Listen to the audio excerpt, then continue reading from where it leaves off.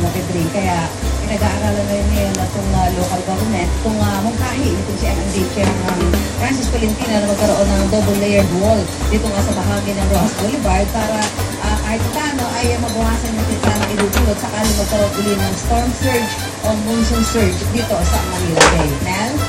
Maraming salamat kayo. Sino ba nagbigay?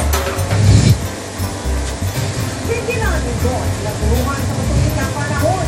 Kundi pati ang ilang lugar sa Visayas at Mindanao. Kakatulog si Ray Alves. Aabot sa 200 bahay ang winasak ng matinding alon at hangin sa Iloilo City. May ilang natanggalan ng bubong. Ang mga apektadong residente nakatira na raw ng relief goods mula sa City Social Welfare Office. Sa talis-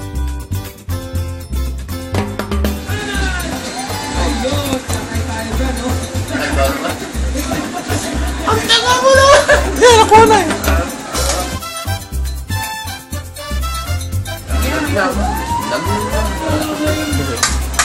Sabar.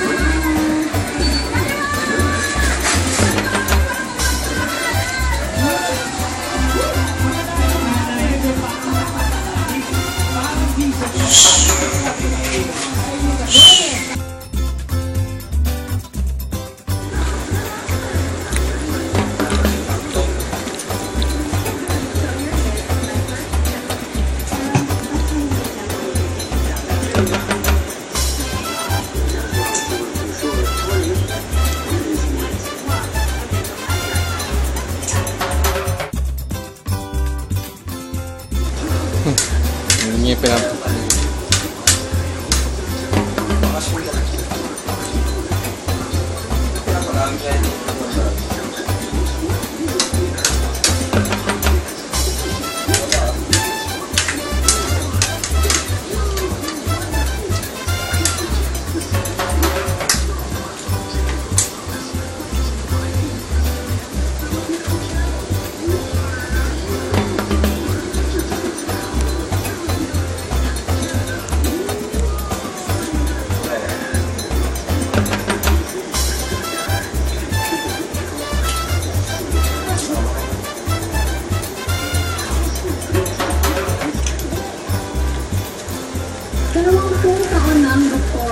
ang susunod na nominado para sa individual category.